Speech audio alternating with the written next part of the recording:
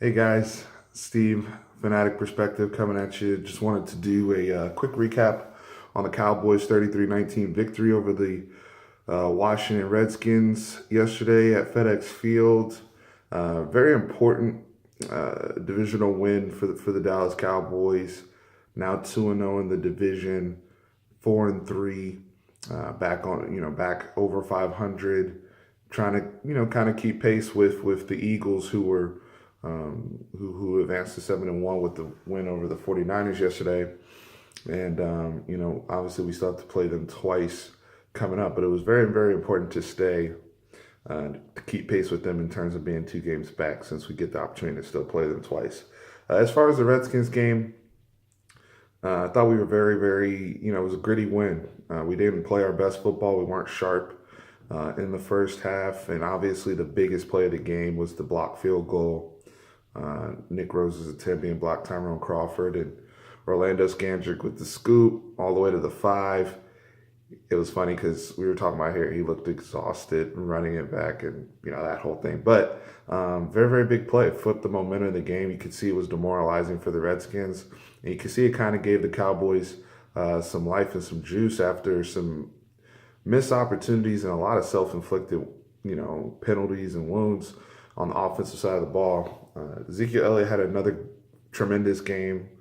He showed some character after that initial fumble, which was one of those self-inflicted wounds, and I think he had 33 carries for $150 and 2 touchdowns. He was unbelievable for us.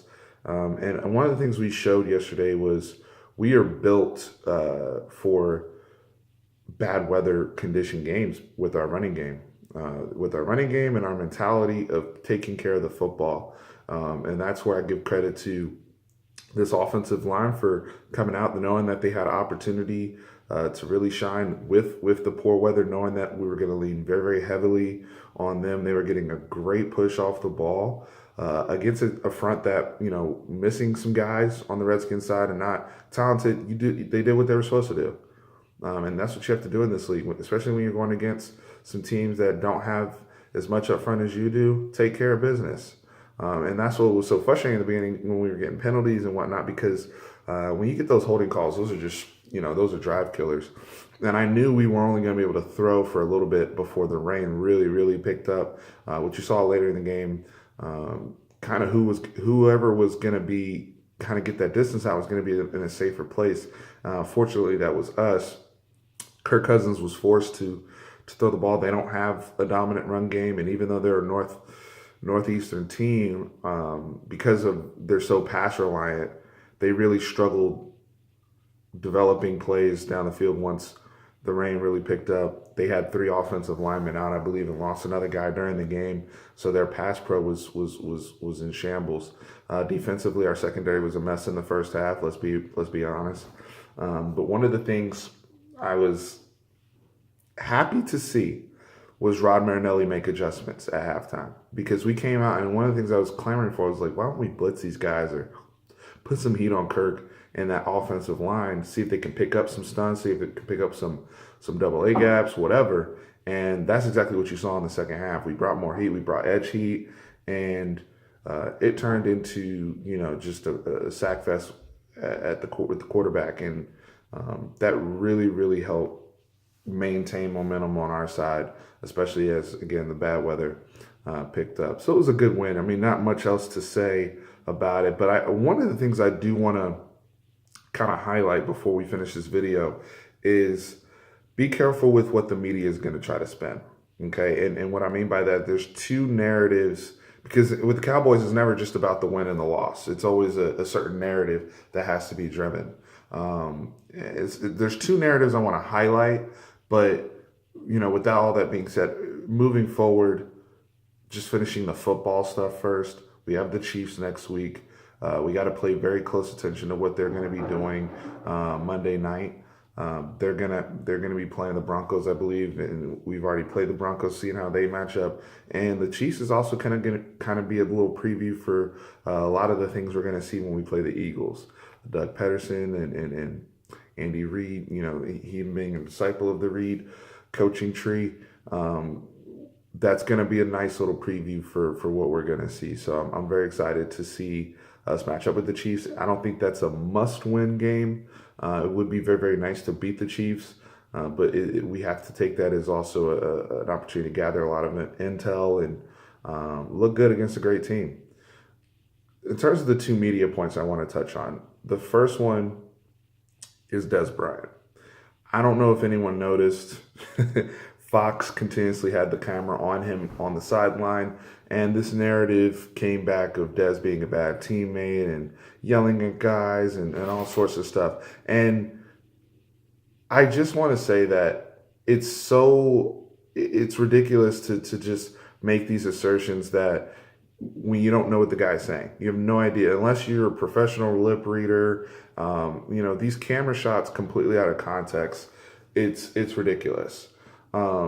Guys, if you've ever been on a football sideline, if you've ever played a sport, especially football, guys are fired up on the sideline, and people show it in different ways.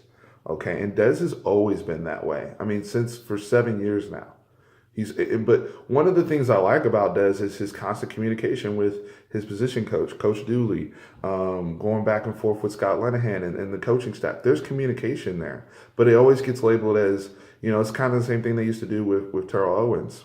So I'm not saying Dez is a perfect teammate and he doesn't clamor for the football, but what wide receiver does it? I mean, look at Antonio Brown, Odell Beckham Jr., all these guys. But the narrative with Dez, I mean, once they get away from all the Zeke stuff, then now let's go back to the Dez well and keep that camera on him. But after the game, when he cracks a smile and wants to have a celebratory, handshake with his teammates, we cut away from that clip, and we don't show any of that. But we'll show him, coming off the third down, maybe pointing out some coverages. You have no idea what he's talking about, so it gets very, very frustrating. Very, very frustrating to see that, because I know the narrative that the media is trying to push, and watch on all these ESPN and Fox Sports 1 shows today, they're going to be talking about that. The second narrative that's going to get pushed is this Dak Prescott, being the caddy for Ezekiel Elliott, if you will, because he only threw for 150 yards. And again, out of context, we're playing in a rainstorm. We had the lead. Not much for him to do in this game. And one of the things that's frustrating is it's as if you're a good quarterback, you're not allowed to have a good running back and good running game now. Like, that automatically lessens your value as a player.